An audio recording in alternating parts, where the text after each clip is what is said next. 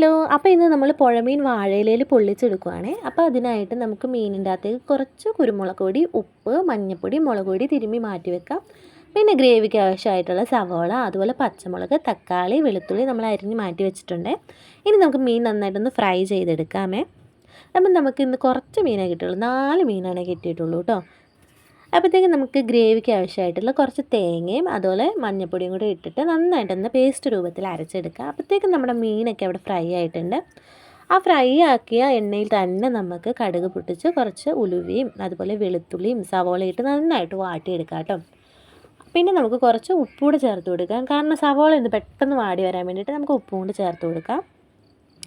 സവോള നന്നായിട്ടൊന്ന് വഴണ്ട് വരുമ്പോഴത്തേക്കും നമുക്ക് പച്ചമുളകും അതുപോലെ തക്കാളിയും കൂടി ഇട്ട് കൊടുത്ത് നല്ല രീതിയിലൊന്ന് വഴട്ടിയെടുക്കാം കേട്ടോ. അപ്പോഴത്തേക്കും നമ്മുടെ വാഴയില നമുക്ക് വെട്ടിയെടുത്ത് നന്നായിട്ടൊന്ന് വാട്ടി വെക്കാം. അതിൻ്റെ മുകളിലായിട്ട് കുറച്ച് ഓയിലൂടെ ഒന്ന് തടവി കൊടുക്കാമേ. അപ്പം നമ്മുടെ ഗ്രേവിക്ക് ആവശ്യമായിട്ട് കുറച്ച് മഞ്ഞൾപ്പൊടി, അതുപോലെ മുളക് പൊടി, പിന്നെ കുറച്ച് ഫിഷ് മസാലയും കൂടി ആഡ് ചെയ്ത് കൊടുക്കുന്നുണ്ട്. എന്നിട്ട് നല്ല രീതിയിൽ അതൊന്ന് മിക്സ് ചെയ്ത് യോജിപ്പിക്കാം. ഉപ്പ് കുറവാണെങ്കിൽ നമുക്ക് കുറച്ച് ഉപ്പ് കൂടെ ചേർത്ത് കൊടുക്കാം കേട്ടോ. ഇനി നമുക്ക് അരച്ച് വെച്ചേക്കുന്ന തേങ്ങ അതിൻ്റെ അകത്തേക്ക് ഇട്ട് കൊടുത്ത് നല്ല രീതിയിലൊന്ന് യോജിപ്പിച്ചെടുക്കാം. നല്ല രീതിയിൽ മിക്സ് ചെയ്ത് കൊടുത്ത് അതൊന്ന് ഏകദേശം നന്നായിട്ടൊന്ന് കുറുകി വരണം കേട്ടോ. അപ്പോഴത്തേക്കും നമുക്ക് അതിൻ്റെ അകത്തേക്ക് കുറച്ച് കുരുമുളക് പൊടിയും കൂടി ഇട്ട് കൊടുക്കാം. അതിന് നമുക്ക് വാഴയിലയിലേക്ക് നമ്മൾ തയ്യാറാക്കി വെച്ചേക്കുന്ന ഗ്രേവി ചേർത്ത് കൊടുക്കാം കേട്ടോ. ആ ഗ്രേവി വെച്ച് കൊടുത്തിട്ട് അതിൻ്റെ മുകളിലേക്ക് നമ്മൾ ഫ്രൈ ചെയ്ത് വെച്ചേക്കുന്ന പുഴമീനോടെ വെച്ച് കൊടുക്കുക. അതിന് വെച്ച് കൊടുത്താൽ അതിൻ്റെ മുകളിലേക്ക് വീണ്ടും ആ ഗ്രേവി ആഡ് ചെയ്ത് കൊടുക്കണേ.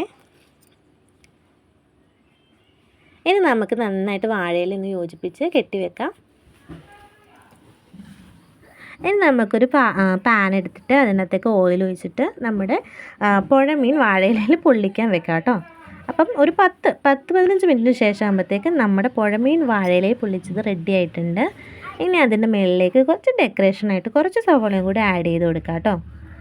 അപ്പോൾ നല്ല ചൂടുണ്ട്. അപ്പം നമ്മുടെ പുഴമീൻ റെഡി ആയിട്ടുണ്ട്. വാഴയിലയിൽ പൊള്ളിച്ചത് നല്ല ചൂടുണ്ട് കേട്ടോ, നന്നായിട്ട് വെന്തിട്ടുമുണ്ട്. അപ്പം നമുക്കിതൊന്ന് ടേസ്റ്റ് ചെയ്ത് നോക്കാമേ. നല്ല ടേസ്റ്റ് കേട്ടോ, എനിക്ക് ഭയങ്കരമായിട്ട് ഇഷ്ടപ്പെട്ടു. അപ്പോൾ എല്ലാവരും ഒന്ന് ട്രൈ ചെയ്ത് നോക്കുക. വീഡിയോ ഇഷ്ടപ്പെട്ടാൽ ലൈക്ക് ചെയ്യുക, സബ്സ്ക്രൈബ് ചെയ്യുക.